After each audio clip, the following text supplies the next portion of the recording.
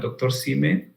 Tenemos, híjoles, un auditorio extenso, nutrido, bonito. Veo nombres nuevos. La verdad me emociona mucho que tengamos gente que esté atenta a esto.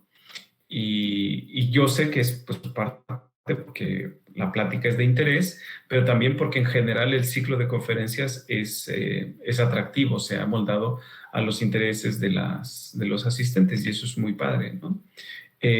Como les decía, le explicaba al doctor Sime, tenemos un énfasis en que presenten investigadores o estudiantes temas sobre ecología de insectos, ecología, evolución y fisiología de insectos en ambientes cambiantes, ¿no?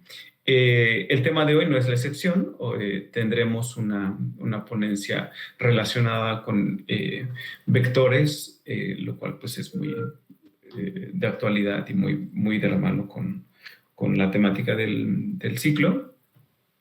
Y por lo tanto, pues para mí es muy agradable presentarles al doctor Jorge Sime Castillo, que ya conozco desde hace algunos años. Me tocó conocerlo cuando era estudiante, él, allá en la UNAM, en la Universidad Nacional Autónoma de México, para los que no son mexicanos o que no han escuchado hablar de la universidad. Mientras él hacía su doctorado en aquel tiempo, después estuvo haciendo algunas estancias sabáticas tratando de acomodar, de encontrar un panorama más estable en términos laborales, pero siempre trabajando con temas de vectores, ¿no? Su interés está muy relacionado con la parte genética, con la parte fisiológica, pero al final tiene vínculos con la parte epidemiológica. Jorge es un investigador ahora del Instituto Nacional de Salud Pública en el Departamento de Enfermedades Transmitidas por Vectores. En general tiene amplios intereses. Él es un chico muy ávido de establecer conexiones con otras personas. Por ahí yo sé que en nuestro auditorio tenemos justo asistentes que podrían estar interesados justo en colaboraciones. Se me antoja así de primera mano, por ejemplo, Mariano Altamiranda, que ya lo veo conectado, pero también hay otros. Entonces, sin más, les dejo en compañía del doctor Sime Castillo, que nos va a presentar esta ponencia. Como ya saben, pueden utilizar el micrófono al final de la ponencia o el chat para preguntarle al doctor Sime.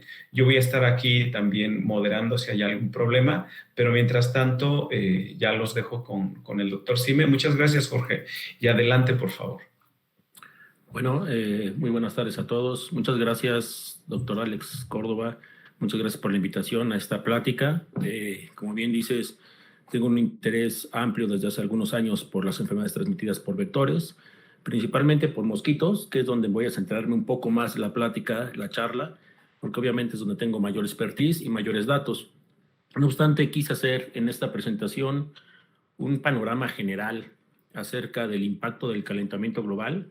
No es porque esté en boga y en moda, ni por algún interés nada más para darle énfasis a este tema, sino porque realmente tiene repercusiones en las enfermedades transmitidas por vectores, como veremos más adelante en la charla.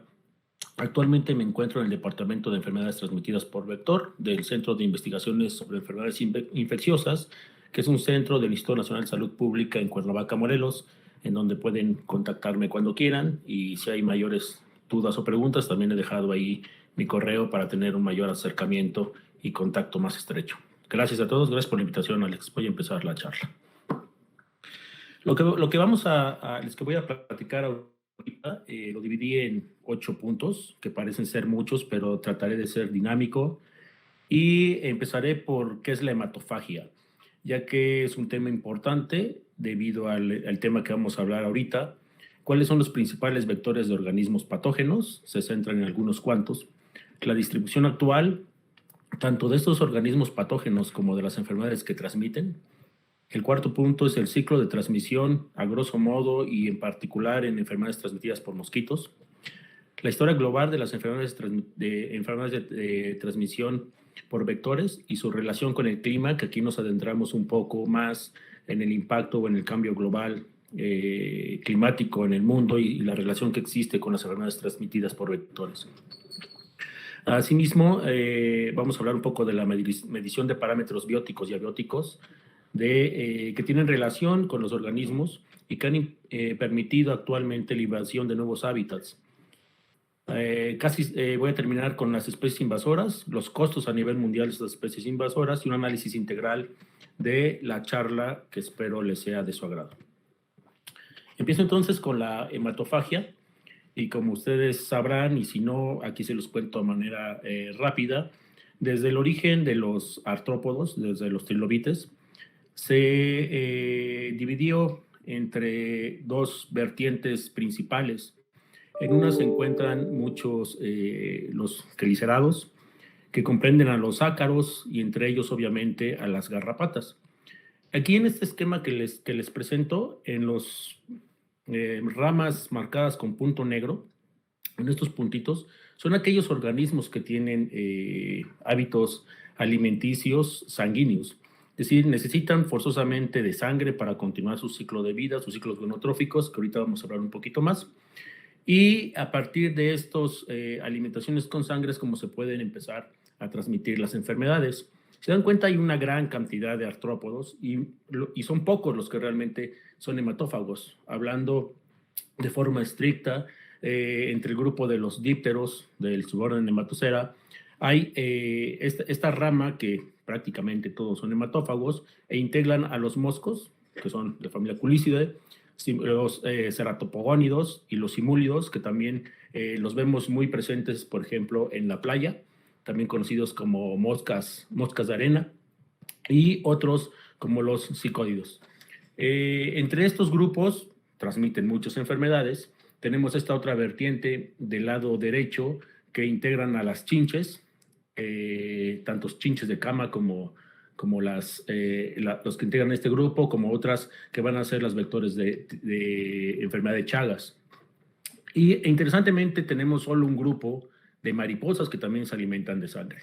Obviamente tenemos a las pulgas y tenemos de este otro lado a otro grupo importante de alimentación sanguínea y de enfermedades transmitidas por vector, que son las garrapatas, que también son ampliamente estudiadas por una gran cantidad de patógenos que pueden transmitir. Entonces, en el vasto panorama de los grupos de artrópodos, solo algunos son los que se alimentan de sangre. Entre los mosquitos hay más de 3.500 especies de moscos, pero no todas de ellas se alimentan de sangre, solo son algunas pocas las que están teniendo alimentación. 65 de ellas comprenden un ciclos gonotróficos intercalantes, que ahorita voy a decir qué es eso, y no todas obviamente son vectores de enfermedades, ¿no? Entonces se va restringiendo un poco más el panorama general de qué organismos pueden ser vectores de enfermedades y nos vamos a centrar en ellos durante esta charla. ¿Cómo se divide la alimentación sanguínea o la hematofagia? Esto es importante porque son dos comportamientos distintos que hay entre el grupo del lado izquierdo, como podemos ver aquí, y que también integra este otro grupo y este otro grupo, y otros que son los que tienen probóscide. Entonces, la forma de alimentarse es por telmofagia, que significa que van a penetrar los quelíceros, el gnathosoma, por ejemplo, que es esta parte de aquí de las garrapatas, en la piel. Van a lacerar la piel del hospedero del cual se van a estar alimentando, creando un pequeño charco de sangre y van a estar embebiendo desde ese charco de sangre. Eso es conocido como telmofagia. Y podemos ver las estructuras que no son largas, son muy aserradas en las proboscis de estos organismos en las partes bucales.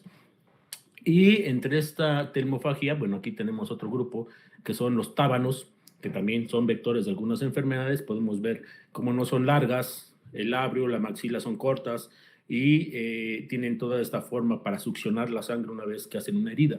Por otra parte, tenemos a la solenofagia, en el cual sí hay una estructura que va a lacerar o que va a penetrar la piel y está compuesta por un labro, un estilete, que ahorita vamos a ver cómo es que se lleva a cabo esta succión. Entonces, en este otro comportamiento, en esta característica de los mosquitos propiamente, se penetra la probóscis y se va a succionar la sangre. ¿Por qué menciono esto? Porque son dos comportamientos distintos que le van a permitir la alimentación, obviamente, al organismo, pero también la facilidad de introducir algunos parásitos, virus o algunos organismos patógenos. No es lo mismo picar como un mosquito que en algunos menos de minutos estaría alimentándose y tratando de llevarse la sangre y con ello inoculando organismos parásitos que una garrapata que tarda mucho tiempo alimentándose. Entre la selenofagia, videíto recientemente de un artículo del 2020 en la revista Neurón, que es una revista familiar de Cell, han hecho un experimento, un análisis muy bonito del estilete y cómo reacciona cuando hay un medio sanguíneo de por medio. Y esto que estamos viendo aquí marcados son células neuronales que llevan a cabo señales hasta el cerebro del mosquito cuando tiene un medio sanguíneo presente. Esto lo hicieron porque los mosquitos no solo se alimentan de sangre, sino también se alimentan de néctar.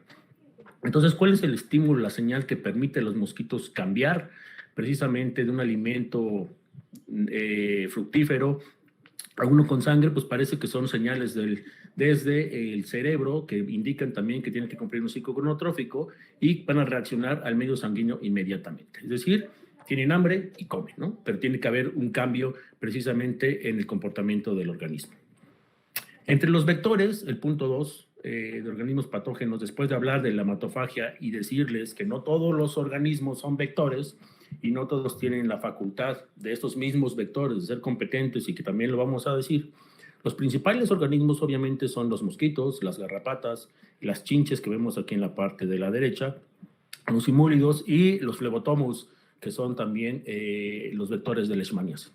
Entonces, si se dan cuenta, la cantidad de sangre que puede ingerir, por ejemplo, un mosco, va relacionado 2 veces a su peso corporal, pero las de una garrapata, pues es enorme la cantidad de sangre que pueden ingerir, precisamente porque pueden estar pegados durante una gran cantidad de tiempo en base a este comportamiento de alimentación que les comenté con anterioridad, y pueden estar alimentándose, ingiriendo incluso estos parásitos o estos organismos que a su vez van a ser transmitidos a otro hospedero.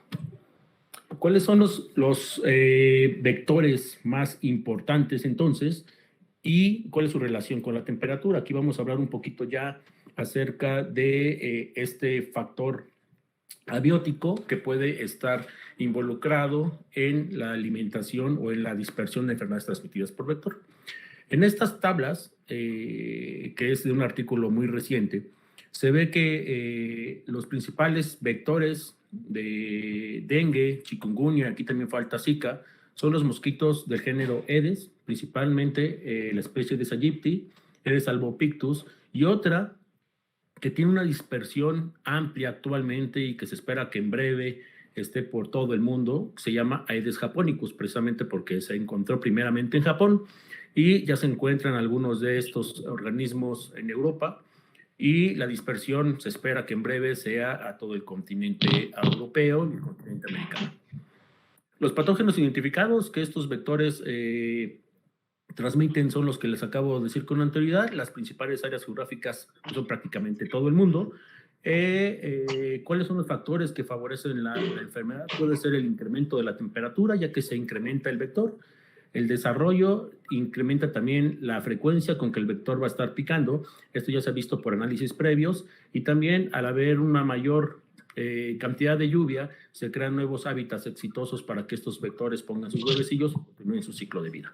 Entonces, estos son factores que pueden favorecer, y factores que también limitan la enfermedad, pues también entre esas lluvias, son lluvias torrenciales, pues obviamente se van a ir todos los lugares de anidación, etcétera, ¿no? Entonces también pueden haber sequías desfavorables para los organismos, pero como vamos a ver en un momento, estos organismos realmente son plásticos, tienen una plasticidad enorme de adaptación, y eso los ha hecho unos peligrosos organismos para nosotros por las enfermedades que nos transmiten.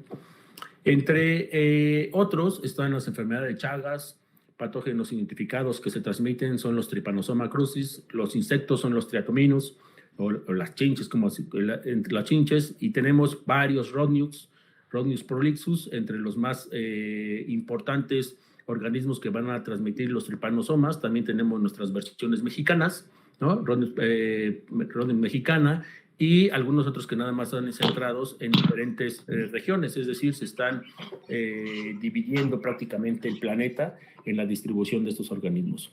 Estos son los continentes que se incluyen, por ejemplo, el continente americano, en donde hay mucha presencia de estas chinches, y aquí abajo ponemos leishmanias, que son las mosquitas, conocidas también como moscas de arena, y también tenemos nuestras versiones mexicanas, ¿no? Tenemos por ejemplo, Longipalpus, y por aquí debe de estar la Leishmania olmeca. Entonces también tenemos las leishmanias y nuestras luxomias olmecas y Leishmania mexicana. Entonces también hay alguna importancia de esta enfermedad y de la transmisión. En los mosquitos, que es donde ahora me voy a centrar un poco más, a partir de ahorita, porque no puedo tocar todos los temas, todos los grupos, obviamente por el tiempo y porque tengo que canalizar esfuerzos en un grupo. Los principales mosquitos, como ya les mencioné, son estos tres actualmente. Albopictus se caracteriza por tener una línea en medio, así que si lo ven, porque ya hay una distribución amplia en todo el mundo, incluido aquí donde yo me encuentro, que es Morelos. Aedes aegypti, que tiene una forma de lira en la parte del tórax, y Aedes japonicus, que tiene una coloración dorada bastante bonita en la parte del tórax también, y que se espera actualmente su presencia también en nuestro país. Así que se ofrece recompensa para aquellos que vean estos mosquitos, porque son importantes empezar a identificarlos en nuestro continente. Aparte de estos mosquitos, hay otros de origen selvático, que son estos que marco aquí, que también son importantes para la dispersión en zonas, más bien en ciclos selváticos, para la transmisión de dengue entre simios y algunos otros primates. Lo que también les quiero comentar aquí es que no solo los del género Aedes son vectores de las enfermedades o de virus, como ya les enseñé con anterioridad. También tenemos mosquitos Culex, que van a transmitir, por ejemplo, virus del oeste del Nilo, otra enfermedad bastante importante, incluso en nuestro continente, en los Estados Unidos, ha cobrado bastante relevancia. Estos organismos pueden transmitir una gran cantidad de virus, entre ellos virus de RNA de polaridad positiva, virus de RNA de calidad negativa, virus de RNA de doble cadena, y todos ellos tienen ciclos de replicación dentro de estos organismos. Los virus son ingeridos una vez que un mosquito pica, tiene un ciclo de replicación en el intestino, posteriormente sale al torrente sanguíneo y va a llegar hasta glándulas salivales, donde va a estar listo para salir con la saliva nuevamente y transmitir estos patógenos. Aquí únicamente les estoy mencionando virus que pueden ser, o familias de virus que pueden ser transmitidos por estos organismos. También cabe señalar que los insectos tienen virus propios, que se conocen como virus específicos de insectos, y estos no son patógenos para nosotros, pero hay que monitorear porque hay posibilidades de que obviamente muten y que sean transmitidos a los humanos. El punto 3 de la charla, y me he ido algo rápido porque en estos puntos es donde voy a tomar un poco más de tiempo, es la distribución actual de enfermedades transmitidas por vectores. Estas son un mapa de América, de las chinches, cómo están distribuidas. Obviamente, para hacerlo más gráfico, se ponen las especies y se ponen dónde se encuentran distribuidas, pero no son particulares de algún sitio específico. Puede haber dispersión de alguna de ellas en algunos otros países. El número estimado de casos de infectados por Trypanosoma cruzi van desde menos de 900 a más de 900,000 casos. En México tenemos una gran endemicidad, una gran cantidad de casos registrados de tripanosomas, por lo cual hace una enfermedad bastante importante. Empiecen a relacionarse, o quiero que empiecen a observar las zonas de incidencia de las enfermedades transmitidas por vector en el mundo. Son muy marcadas y son muy reiterativas en las diferentes enfermedades. El continente americano como tal, desde Estados Unidos o México hasta Argentina, son reiterativos la distribución de las enfermedades observar. ¿Sí? Porque creo que estamos viendo, no el mapa, supongo que estás mostrando un mapa, ¿no? Sí, sí, sí. ¿No ven un mapa? No, estoy viendo la página de Virus Pathogen Resource. Ya se quedó trabado. Ya, ahí está, ahí está. Ah, ok, ya está. Ahí está todo el mundo y luego América. Vale, Ok, ya se había quedado trabada la presentación entonces. vale. Ya, aquí estoy pendiente. Sí. Sí, disculpen, les mencionaba lo del mapa y perdón por no haber visto que no lo estaban observando, pero hay ciertas regiones que son específicas, les comento nuevamente, o que son reiterativas para las enfermedades transmitidas por vector. Esta zona de Europa, que ha sido incluso golpeada durante muchos años atrás en la historia por enfermedades transmitidas por vectores, la parte de Centroamérica y Sudamérica también. Aquí no se ve, en este caso, Chagas en África, pero hay un cordón aquí en las zonas tropicales que van a ser reiterativos y la parte del continente australiano. Me dicen si llega a haber algún problema con la presentación, Alex, ¿no? Por favor. Entonces, si ven este otro mapa, que es de Leishmania, nuevamente tenemos aquí cierta distribución en las zonas en una zona isotermal bien delimitada, que no abarca los polos, y vemos con una menor distribución de casos, por ejemplo, en la zona de Argentina, ¿no? Ya va disminuyendo, y hay una franja donde siempre se presenta con mayor importancia. Estos son casos de Leishmania viscerales y casos de Leishmaniasis cutánea. Y se ha pensado que esta enfermedad ha sido eliminada, por ejemplo, en muchos países, pero no ha sido así. No se ha podido eliminar del todo. La distribución global de riesgo, por ejemplo, de contraer infecciones por virus dengue, y esto es uno de los, aquí empiezo a hablar acerca del calentamiento global y cuál es el riesgo de contraer estas enfermedades. Por ejemplo, el 55% de la población está en riesgo de contraer la enfermedad. Esto va desde un riesgo bajo, que está marcado en azul, hasta un riesgo alto marcado en rojo. El dengue es una enfermedad endémica en muchos sitios y se ha erradicado en otros, pero siempre está latente debido a la distribución de estos 3 vectores que les dije con anterioridad, que es Aegypti, Albopictus y Japonicus. Si ven aquí una franja muy grande de transmisión de virus dengue en nuestro continente y nuestro país también, todo el sur está prácticamente en un riesgo alto de contraer esta enfermedad. Por lo tanto, es importante relacionar si el cambio climático podría favorecer la dispersión de estos organismos a otras zonas del mundo. Y aquí les voy a decir que en nuestro continente, las enfermedades transmitidas por vectores están prácticamente presentes en todos los países. Se ven muy pequeños los nombres de la izquierda. Aquí con una marquita, una línea roja, marqué México, en el cual tenemos dengue, chikungunya, zika. El único que no ha estado presente ahorita, pero no descartamos que en un poco momento se encuentre la fiebre amarilla, porque hemos tenido casos de fiebre amarilla en el pasado. Malaria, enfermedad de Chagas, Leishmania y algunas otras enfermedades que son catalogadas por la Organización Mundial de la Salud como enfermedades emergentes o de riesgo, que están aquí marcadas en estas, como puede ser la oncocercosis, entre otras. Entonces, prácticamente en el continente americano tenemos todas las enfermedades transmitidas por vectores. ¿Cuál es lo que ha sucedido o ha habido momentos en la historia de la humanidad en las cuales ha habido incluso una erradicación de mosquitos? Por ejemplo, de Anopheles gambia en las Américas en 1940. Actualmente hay aún Anopheles en el continente, pero hubo una erradicación casi completa en estos años. También una erradicación de Aedes aegypti en el 47 y en el 70, y esto prácticamente por el uso de DDT, que también ahorita vamos a hablar un poquito. Entonces, llegando al cuarto punto, y hasta ahorita pues no he tocado mucho acerca de la temperatura, pero todos esos son antecedentes para poder llegar a ello, es como el ciclo de transmisión de los mosquitos. ¿Cómo se da? ¿Cómo se rompe este ciclo de un ciclo selvático hacia un ciclo urbano?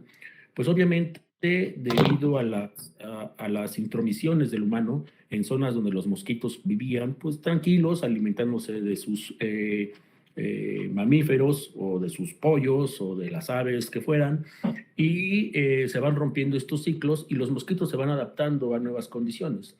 Entre ellos, Aedes aegypti es el más adaptado, que ahora tiene una preferencia amplia hacia la alimentación sanguínea de humanos. Lo prefieren por sobre otras especies.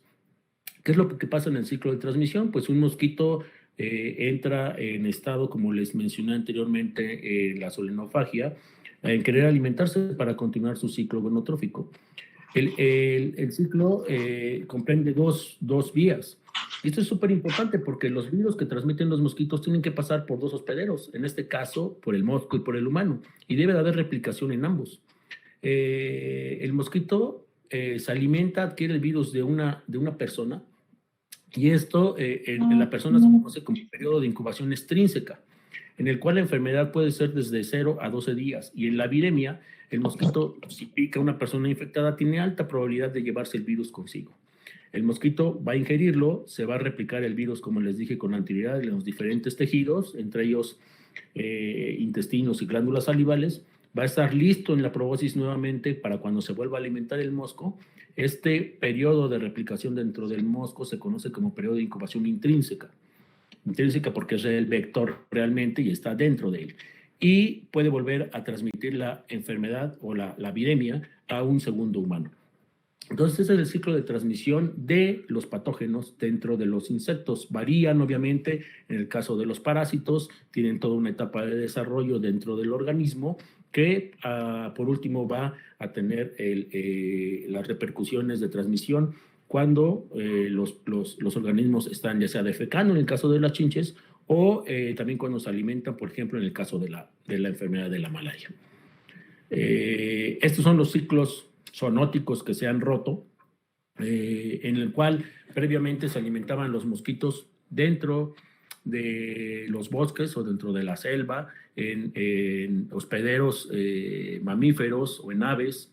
Incluso ahora se ha visto, por ejemplo, Culex quiquefasciatus, se han hecho unos análisis muy bonitos de buscar moscos en campo y luego hacer unos ensayos por PCR de la sangre que tienen los mosquitos dentro, así bien Jurassic Park, y se ha visto que incluso Canis familiaris está presente en la alimentación de los mosquitos, ¿no? Entonces también ahora los perritos son también fuente de alimento de los moscos. Estos ciclos zoonóticos se rompen, se pasan, por ejemplo, ciclos rurales, en donde hay viviendas cerca de los lugares selváticos, y hay algunos mosquitos específicos para alimentarse en estos sitios. Por ejemplo, uno muy importante es Hemagogus. Hemagogus es un mosco completamente selvático, pero que en ocasiones pica a humanos y es un vector muy eficiente de la fiebre amarilla. Entonces, estos ciclos zoonóticos o rurales pueden llevar a cabo la transmisión a pobladores o a turistas que estén en las áreas. Y los otros mosquitos ampliamente específicos de zonas urbanas, como Aegypti, y últimamente se está adaptando de Salvopictus, bueno, últimamente me refiero a unos 20 años, en el cual también está implicado en la transmisión de enfermedades en los humanos.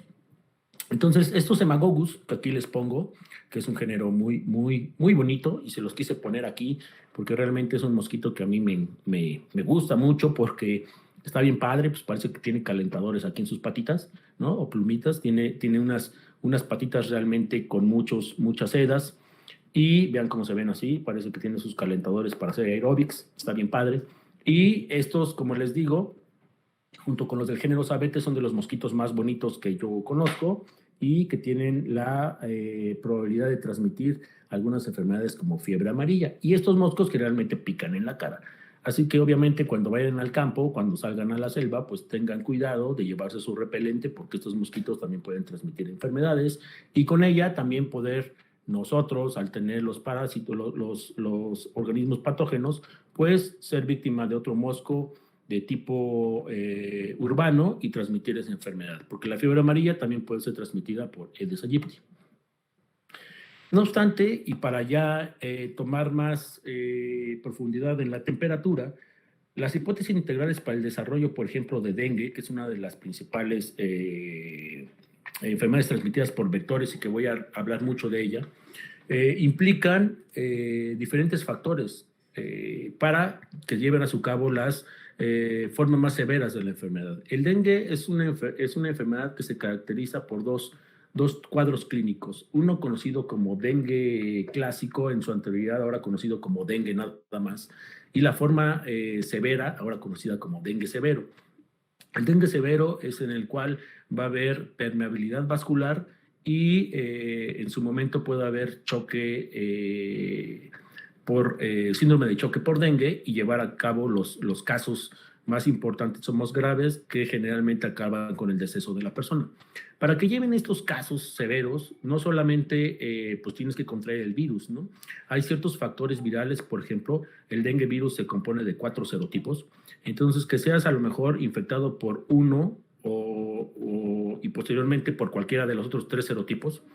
También la virulencia de la cepa del serotipo es importante porque hay ocasiones que se han visto que los cuadros severos de dengue es con virus altamente patogénicos, pero también hay factores de riesgos epidemiológicos, como que debe haber una amplia masa crítica de mosquitos o de humanos susceptibles a la infección, la presencia de una alta densidad del vector, pero no solo que haya una alta densidad, sino que estos mosquitos también sean permisibles a las infecciones. Esto vamos a verlo ahorita con un ejemplo. El intervalo entre 2 infecciones también es importante, la amplia circulación de los virus que pueden existir y factores abióticos como la temperatura que tienen algunas repercusiones tanto en el ciclo de vida del animal, del mosco, de los insectos vectores, como en los periodos de incubación intrínseca de los patógenos dentro del mosquito. Otros factores de riesgo individuales obviamente son, así como lo vemos ahora con el coronavirus, pues también es la edad, el sexo, la raza, etcétera, ¿no? Enfermedades crónicas o comorbilidades que existen también en las personas. Lo que quiero hacer aquí hincapié es que a final de cuentas es un panorama integral de diferentes factores que tienen que repercutir para que se lleven a los casos severos. Y eso pasa también en muchas enfermedades transmitidas por vector. Se tiene que encontrar un mosquito, las condiciones óptimas o apropiadas, un insecto vector, obviamente el patógeno que van a transmitir y una población humana susceptible a la infección. Esto ha cambiado, bueno, no ha cambiado, está cambiando debido a los cambios en el hábitat que hay. Es decir, los humanos, como todos sabemos, somos una plaga e invadimos cada uno de los rincones del planeta. Y con la invasión de cada uno de los rincones del planeta, pues deforestamos, invadimos zonas selváticas, talamos árboles, empezamos a hacer un desastre en el planeta que obviamente también ha influenciado en el calentamiento global del planeta con la emisión de gases como el CO2 o algunos otros que ahora se toman en consideración para los modelajes del calentamiento global. Estos mapas que les muestro de Europa, que parece que son irrelevantes, pero ahorita voy a enseñarles por qué los pongo, es casos de malaria reportados en Europa en el 2019 en el mapa de la izquierda. Casi todos estos casos son importados, ya no son casos propios o locales en esta parte europea. Y ahorita vamos a ver un poco de los antecedentes o de la historia.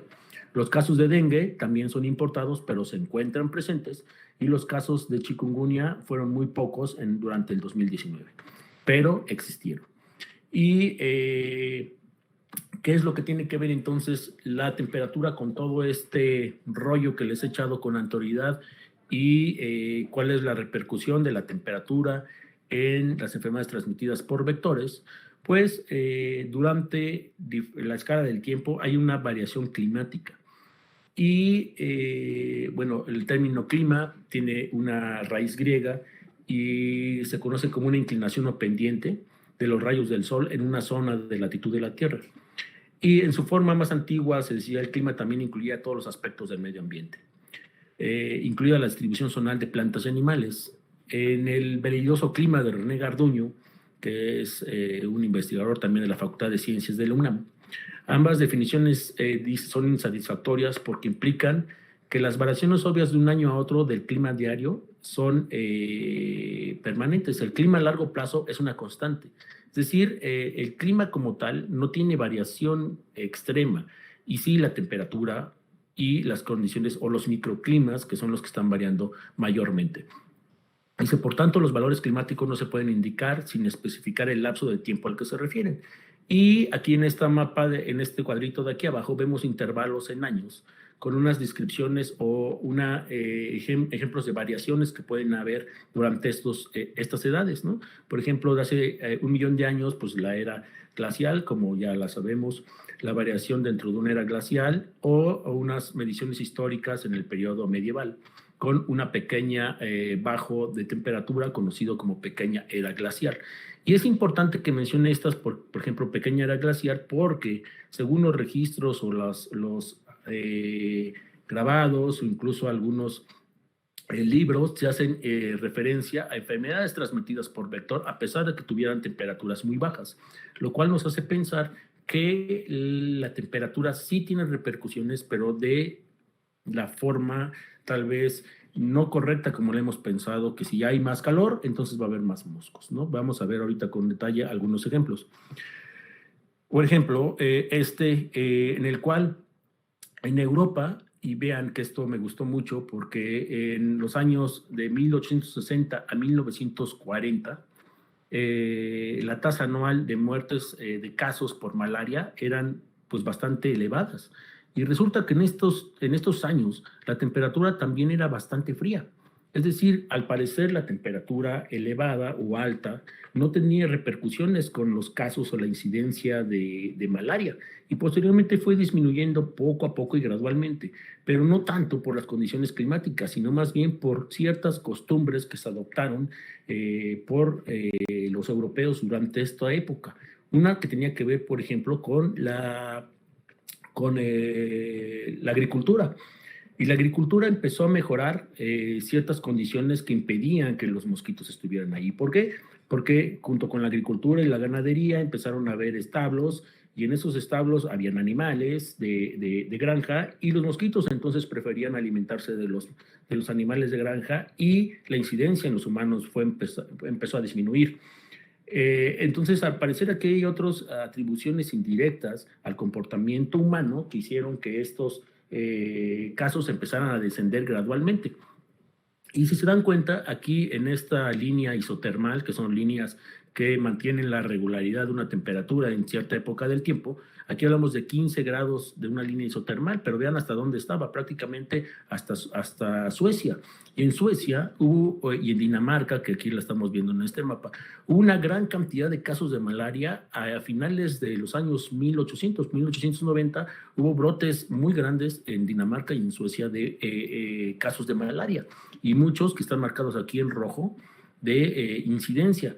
¿Y qué fue lo que pasó? Que después de tantos años se empezaron a eliminar los casos. Incluso en Rusia, en un puerto marítimo conocido como Arcángel, hubo un brote muy grande a principios del siglo XIX, en 1920. Entonces, al parecer, las condiciones estaban dadas para la transmisión de enfermedades transmitidas por vector, y en este caso de la malaria, que es donde se tienen más registros. Lo que se cree es que estas costumbres humanas empezaron a disminuir, también empezó a haber el drenaje, empezó a haber alcantarillado, empezaron a haber diques, a haber presas que alejaban los charcos, alejaban los lugares de anidación de los mosquitos, y eso gradualmente empezó a limitar las enfermedades transmitidas por anófeles. Cabe señalar que estos lugares de incidencia en Europa son particulares de un grupo de mosquitos anófeles específicos del continente europeo. Ahorita les voy a dar los nombres de ellos: Anopheles atroparvus y Anopheles labranchi.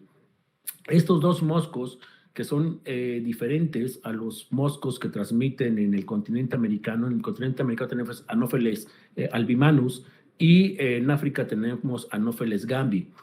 En Europa son estos dos, son endémicos de la zona y se encuentran en toda esta región. La distribución de este complejo se conocía como una sola especie, Anopheles maculipennis. Y el caso de la malaria en los Países Bajos fue muy curioso, porque en todo el continente europeo empezaron a limitar las zonas de dispersión, como les acabo de decir, con el pastoreo, con el ganado, con el entubamiento del agua, con la eliminación de estanques, etc. No obstante, el último país que erradicó la malaria en Europa fue Holanda. Y decían ellos que todo lo relacionado con la malaria está tan moldeado y alterado por las condiciones locales que se convierte en 1000 enfermedades diferentes y enigmas epidemiológicos.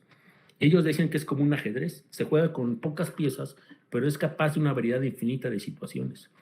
¿Por qué decían esto? Pues resulta que este complejo de Anopheles maculipennis, al parecer que era una sola especie y la cual estaban combatiendo, pues realmente se dividía en dos. Y una de ellas le gusta ovipositar en lugares salobres y otra en lugares, en charcos acuáticos dulces. Se radicaba de los lugares dulces, mientras que la de los lugares salobres pues no se le hacía caso.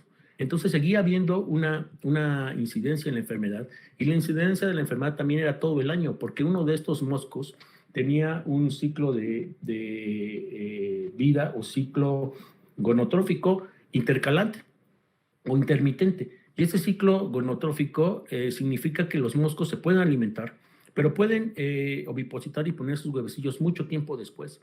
Entonces, encuentran las mejores condiciones, encuentran zonas de anidación o zonas calientes o templadas para los mosquitos, porque mucho de esto pasó cuando había zonas muy frías en el continente, y al encontrar estas zonas de anidación, de oviposición, pueden seguir manteniendo el ciclo de vida y por lo tanto mantener también las infecciones durante mucho tiempo.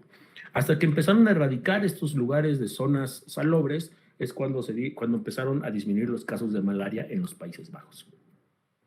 También los casos de malaria en los Estados Unidos, y todo esto tiene que ver con la temperatura, porque en este lugar también había una gran cantidad de casos de malaria en Estados Unidos. Incluso el CDC en Atlanta se puso precisamente después de tener una base militar en la Segunda Guerra Mundial, en la cual hay una oficina para caracterizar la malaria entre los soldados. Y el CDC en Atlanta se puso precisamente después para tener la vigilancia de estos casos en el continente, en Estados Unidos. Si se dan cuenta, realmente era amplio la zona de dispersión de malaria entre los Estados Unidos. Y ahora no hay nada. Ahora no hay malaria aquí. Entonces, la temperatura podría ser no la importante tal vez en la infección en este patógeno en particular, en la malaria. Los mosquitos tampoco están, también hubo una erradicación. Sin embargo, hay mosquitos que aún todavía se encuentran en las zonas donde hubo, pero ahora no hay brotes de malaria. Entonces, no solo el clima tiene repercusiones con las enfermedades transmitidas por vector, sino todo el comportamiento humano.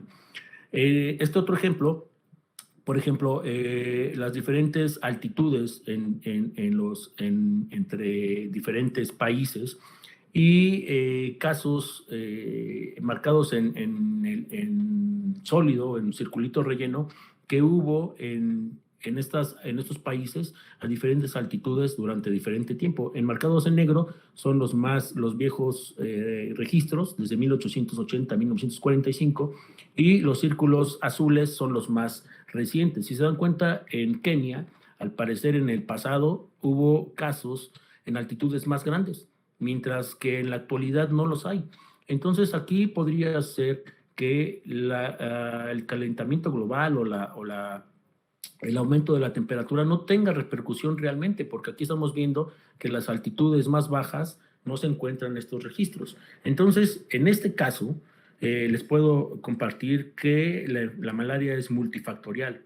Y multifactorial por no solo la temperatura es la implicada. Entonces, sí podemos esperar que la temperatura tenga cierta importancia en la adaptación de los moscos, distribución, por lo tanto, pero no es la única que tiene que tener implicaciones en las enfermedades transmitidas por vector. Aparte que en esta época, en estos años anteriores, empezaron en la historia, se empezaron a encontrar medicinas o tratamientos, entre ellos la quinona, que es el árbol de quino, la quinina, en el cual es un tratamiento que se está usando todavía en la actualidad para la malaria como un tratamiento paliativo, dado que sí se ve que ya tiene repercusiones en el parásito. También para la babesiosis se ocupa, y es originario de Ecuador, Colombia, Venezuela, Perú y Bolivia. Y en base a su uso, lamentablemente ahora es un arbolito que está en peligro de extinción. Y otro de los componentes que se usaron para la erradicación de los mosquitos, aparte, bueno, aquí hay un intervalo, hubo el uso del DDT para, como insecticida para matar poblaciones de moscos y casi se logra la erradicación, pero obviamente los mosquitos, como les digo, son muy plásticos y tampoco permitieron morir, así tan sencillo, y algunos se hicieron resistentes y con ello aumentaron las poblaciones y resistencias a insecticidas. Ahora se ocupan bioinsecticidas extraídos de esta plantita muy bonita que ahorita se me acaba de olvidar su nombre, que son los crisantemos. Y de aquí se obtienen los piretroides, que son los que se utilizan actualmente para la elaboración de bioinsecticidas. Esto ha mermado las poblaciones de los mosquitos. No obstante, la potencial distribución de mosquitos vectores de acorde al cambio climático también se ha registrado o se ha hipotetizado. Entonces, en base a modelos conocidos como RCP, que esto es, para cada categoría de emisiones, un RCP contiene un conjunto de valores iniciales. Y estos valores iniciales contemplan ciertos factores, entre ellos, pues, los gases del efecto invernadero, el crecimiento de la población y otros factores socioeconómicos también están implicados en estos modelos.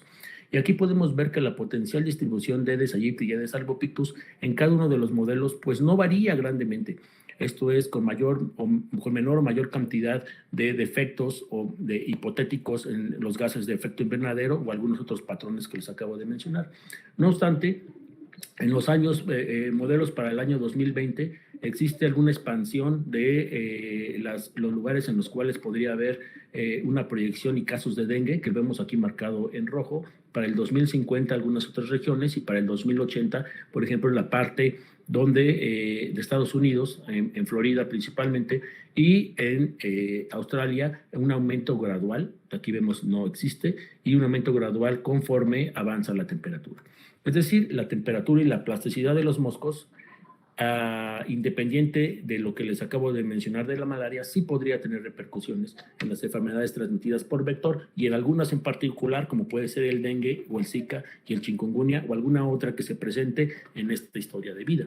Aquí vemos estos mismos modelos de vectores, cómo están los vectores distribuidos de acuerdo al cambio climático, y en rojo podemos ver aquellas zonas que empezarían a invadir o a distribuirse más ampliamente. Entonces, mucho en el continente europeo, que es donde también le han metido mucho dinero a la investigación de las enfermedades transmitidas por vectores y del calentamiento global debido precisamente a estos problemas y a todos los problemas que ya tuvieron con la malaria en la anterioridad, ¿no? Muchos muertos en Europa por un mosquito. Esta gráfica está muy interesante porque el área exitosa, por ejemplo, para el dengue en porcentaje, varía con respecto al tiempo, desde 2015 hasta el 2080. Vean cómo es una tendencia una tendencia de elevación.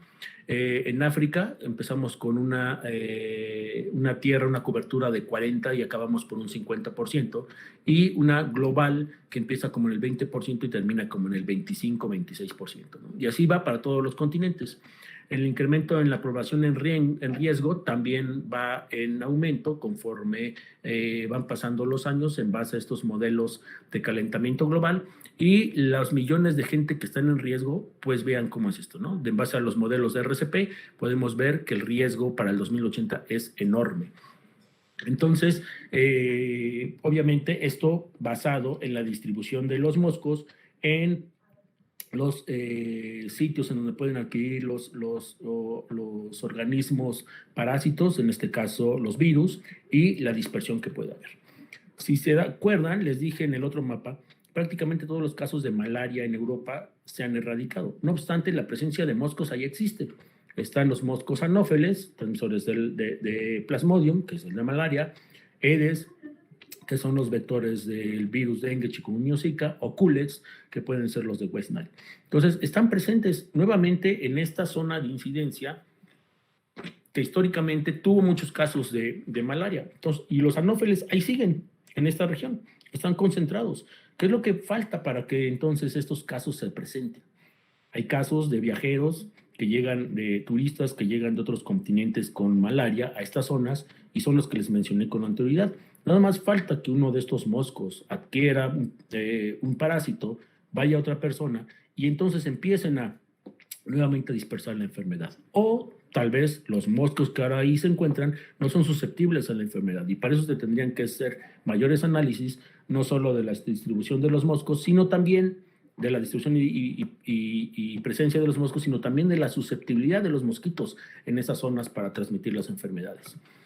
Me voy a ir un poquito rápido, ya casi terminamos el tiempo, pero esta es la distribución actualmente de malaria y casos confirmados en Europa, y vamos a tomar más acerca de la medición de parámetros bióticos y abióticos sobre invasiones del hábitat. Los mosquitos tienen cierto rango de temperatura en las cuales son más exitosos. Entre 28 y 32 grados centígrados es su punto álgido para su ciclo de vida, y por ello el éxito reproductivo.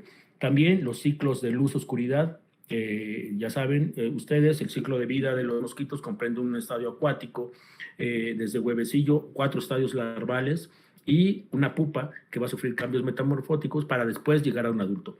Y el ciclo de luz-oscuridad es súper importante para que los adultos emerjan de estas pupas.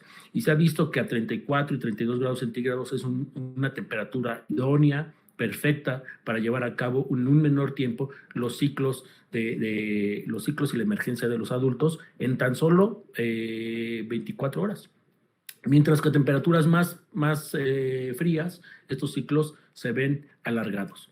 Entonces, estos parámetros del cambio climático, como al final de cuentas los mosquitos son organismos poiquilotermos, pues son susceptibles a temperaturas externas, y esa variación directamente influye sobre la temperatura de su cuerpo, y esto afecta obviamente las relaciones ecológicas o bionómicas entre las poblaciones de larvas y adultos en los mosquitos.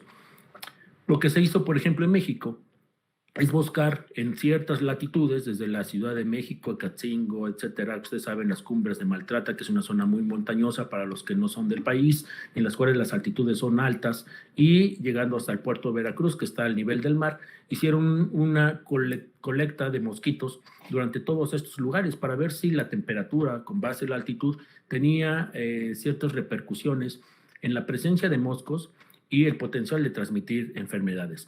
Uno de los hallazgos más importantes de este estudio es que en elevaciones pues bastante altas, desde 1713, 2133 metros sobre el nivel del mar, pueden haber Aedes aegypti. Anteriormente se creía que uno de los principales techos entre altitud para que no exista la presencia de Aedes aegypti era precisamente los 1700 metros.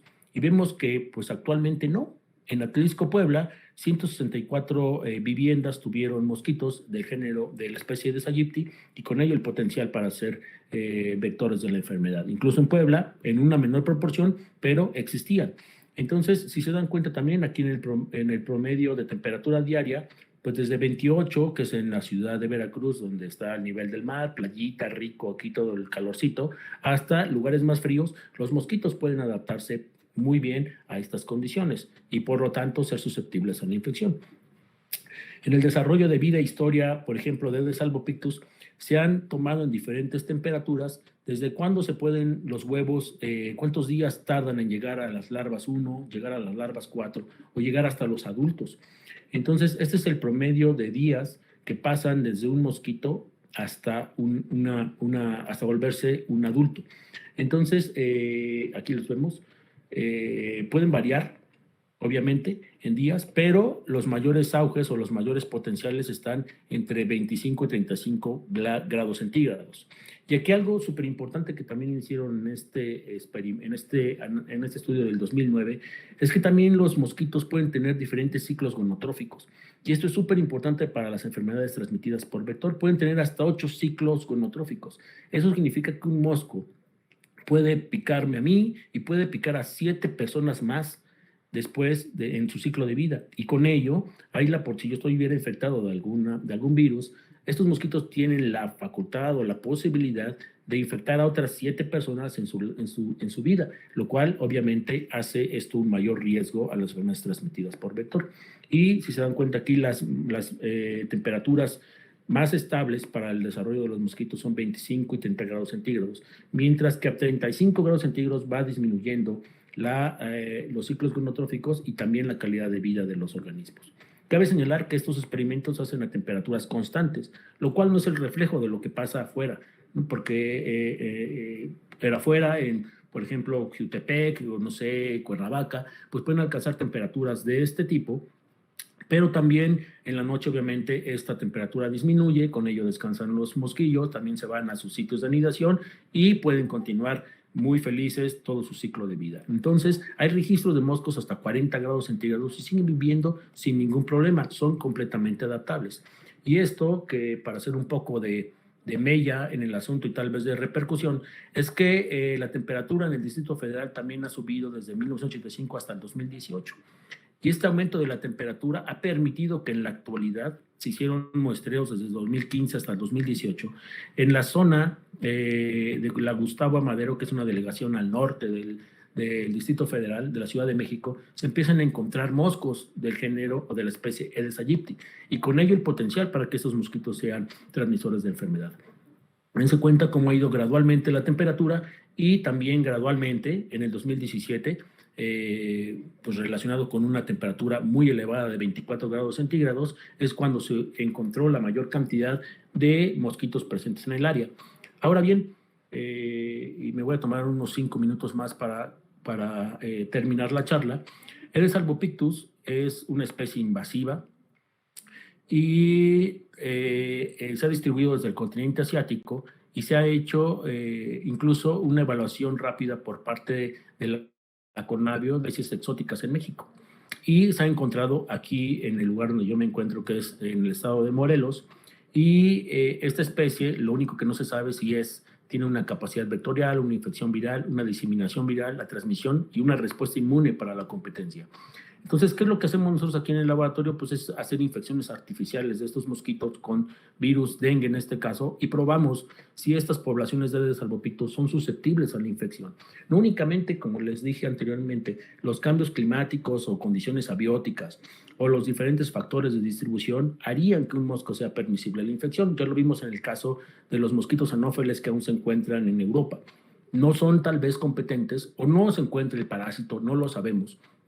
Pero en este caso de los mosquitos Aedes albopictus, nosotros los infectamos con virus, luego disectamos los tejidos como son intestinos o varíolas y glándulas salivales, que son estas gráficas que vemos aquí abajo, y estos son mosquitos infectados 21 días después de haber sido infectados.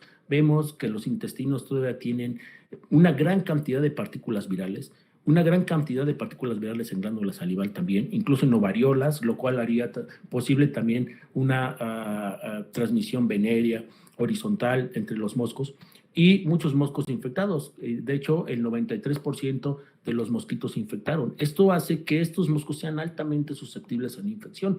Pueden ser muy competentes para transmitir virus dengue en comparación a una cepa de referencia del laboratorio como es la Rockefeller. Entonces, aquí tenemos los Cuernavaca, perdón, esos son los albopictus que estamos enseñándoles por anterioridad.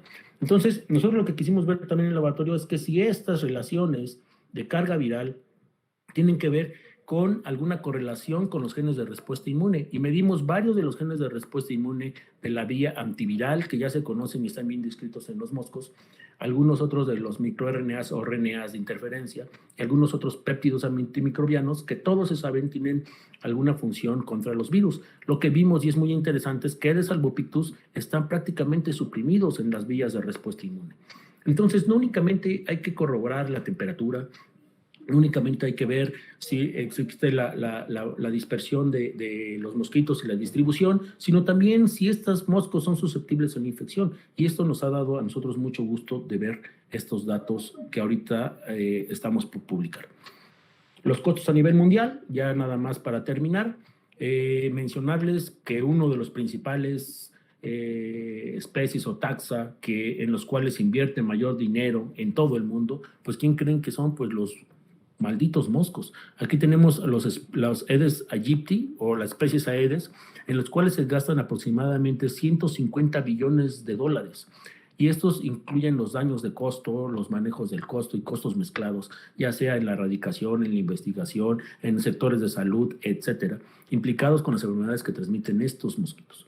Y este otro cuadro, que es súper importante, que se relaciona con estos costos, es cuáles son las formas más relevantes o más importantes en las cuales se están dispersando unas especies invasoras, en este caso, por ejemplo, a Aedes albopictus.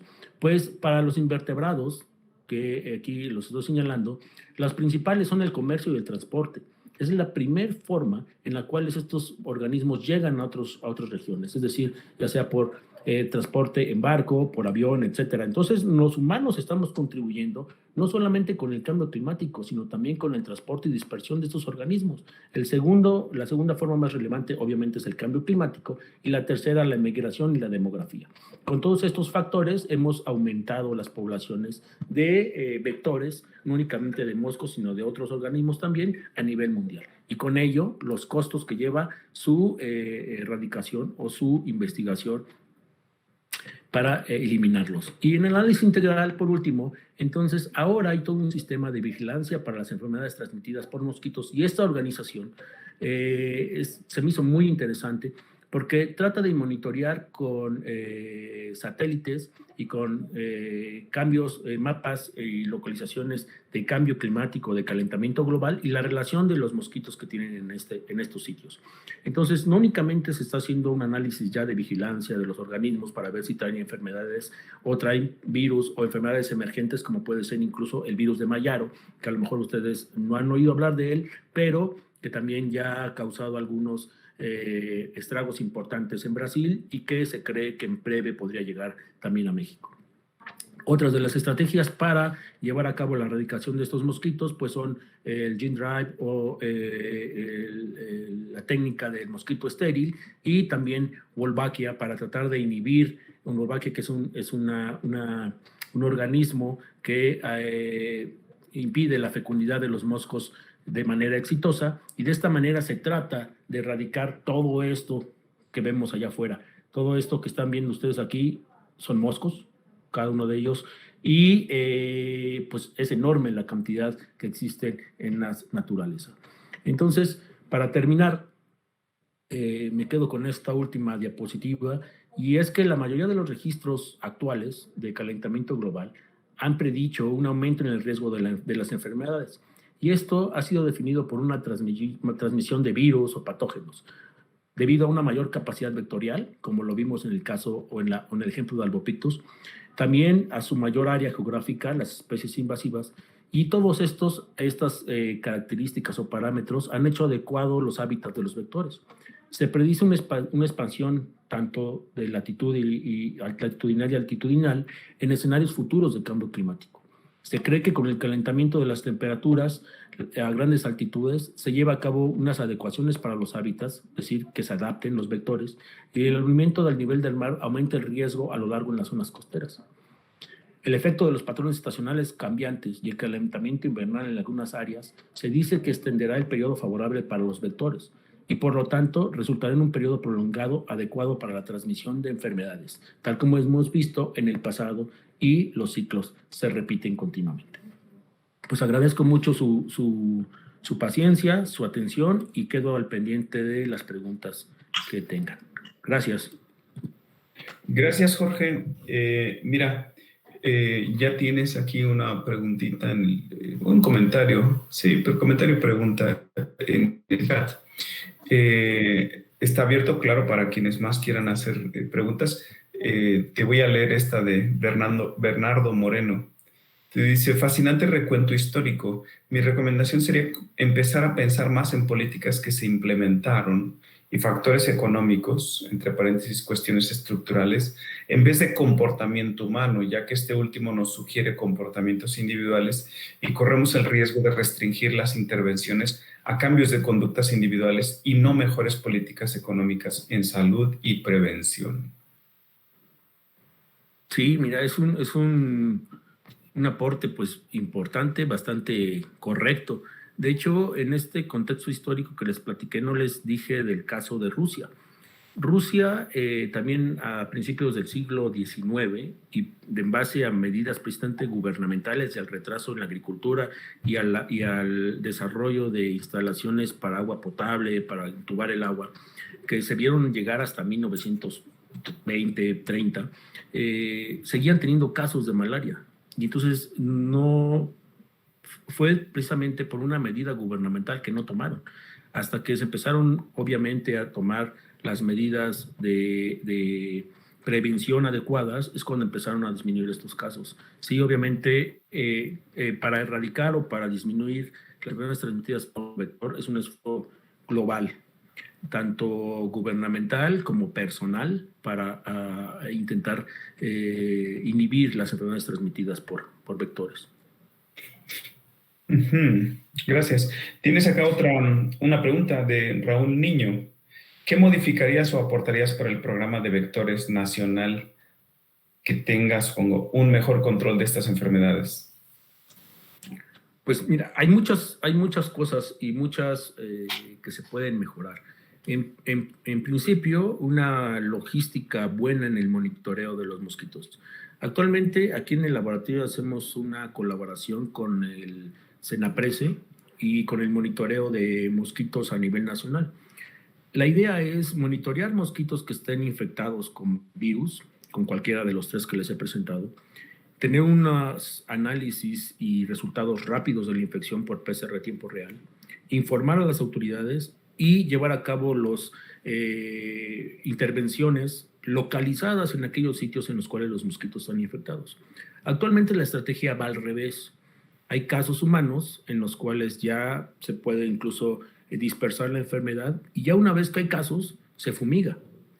Si se hace de la manera correcta, si ves mosquitos infectados y antes de que dispersen la enfermedad a los humanos, fumigas en esos sectores, ahorras dinero, esfuerzo, tiempo y obviamente vas protegiendo a la humanidad antes o a la población antes de que se disperse totalmente. Esas son algunas de las mejoras que se pueden hacer para el monitoreo. Por ahí Mariano Altamiranda pide la palabra. Adelante, Mariano. Buenas tardes, ¿me escuchan bien? Sí. Felicitaciones primero, Jorge, por la charla, muy interesante, un tópico también muy interesante que hay bastantes cosas por hacer. Tú en la charla enfatizaste de que el control, o más bien el tema de enfermedad transmitida por vectores es un tema multifactorial, donde hay un montón de aristas que hay que tener en cuenta y yo estoy muy de acuerdo con eso. Entonces, tengo una pregunta frente a eso. Entonces, ¿es posible diseñar programas de control preventivos de las enfermedades transmitidas por vectores a escalas geográficas amplias, utilizando algunas variables bióticas o abióticas para moderar el riesgo de transmisión, o el control debe ser especie específico a una escala local? Pues mira, esa es muy buena pregunta, Mariano, y creo que es en lo que se está implementando, buscando las estrategias precisamente de prevención. Actualmente se hace global, y al hacerlo global no únicamente haces que los moscos sean resistentes. Por ejemplo, ya vimos lo que pasó en la historia con el DTT y ahora con los piretroides, que cada vez se están haciendo también moscos mayores resistentes. Incluso aquí nosotros tenemos una cepa de moscos resistentes a piretroides. Entonces, la estrategia creo que tiene que ir variada y combinada. Es decir, tanto en lugares específicos donde tú ya hallaste hotspots o puntos calientes de la enfermedad y erradicar esa zona, que es lo que se ha intentado hacer en los últimos años, o esta otra estrategia que te mencionaba, de ver los moscos que tienen infección, que son susceptibles a la infección, y entonces erradicarlos. Actualmente aquí en Morelos y en este ejemplo de Albopictus, hemos visto que estos moscos son muy susceptibles a la infección. Entonces, lo que se tendría que hacer es una estrategia de eliminación controlada y bien administrada y calendarizada para que estas poblaciones no abunden, no aumenten, y con ello aumente las posibilidades de transmitir las enfermedades. Y eso se debería de hacer no solo en México, sino a nivel global, para tratar de erradicarlo como en algún momento se llegó a hacer en el continente europeo, ¿no? Es un buen ejemplo lo de la malaria que les mencioné con anterioridad. Los casos ya no son propios, no son endémicos.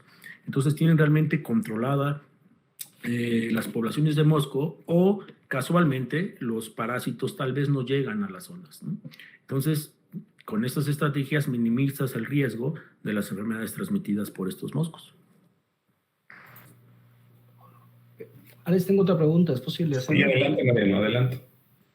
¿Qué tan útil crees que pueden ser los estudios retrospectivos en relación con la variabilidad climática, niño y niña, en la distribución de los vectores y brotes de la enfermedad, pues para el diseño de programas de control. ¿Qué crees que por ahí también hay algún tema que explorar? Sí, obviamente, no hablé mucho de la precipitación pluvial, pero es otro factor que influye mucho en la distribución y en la cantidad de mosquitos, en la presencia que existe. Obviamente, incluso en el ciclo anual, los mayores casos de enfermedades transmitidas por mosquitos se dan en correlación con las primeras lluvias, con la zona de lluvias, debido a que obviamente la población es más abundante. Y entre más abundancia, mayor probabilidad es de que exista la enfermedad. Obviamente la población también tiene que ser competente, porque hay ciclos o hay años en los cuales al parecer la enfermedad está controlada, o no, los brotes los picos no son tan altos, pero hay otros años en los cuales son demasiado elevados y realmente no se tiene una explicación por qué. El mosco está ahí, está presente, pero tal vez no es competente, o tal vez los humanos tenemos esta inmunidad en manada, que obviamente está muy de moda ahorita, pero que nos permite no infectarnos por esta enfermedad. Estas estrategias también deberían de implementarse cuando se sabe que van a haber fenómenos del niño o la niña, porque previenes antes los posibles brotes dependiendo de la abundancia de los moscos, ¿no? Sí debería también de ser integrada. Ok, gracias. Gracias, Mariano. Gracias, Jorge. Por ahí está también Itzel Rodríguez, que pidió la mano. Por favor, Itzel, si todavía tienes la pregunta, adelante.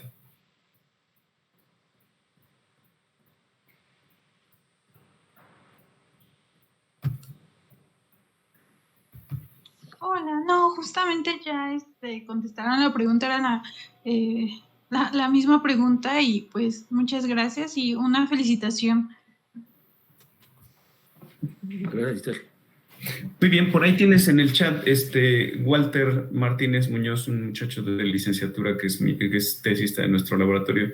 Te agradece la ponencia y te pregunta si existen diferencias o factores registrados en humanos respecto a sexo, edad o incluso estado de salud de etnias más susceptibles.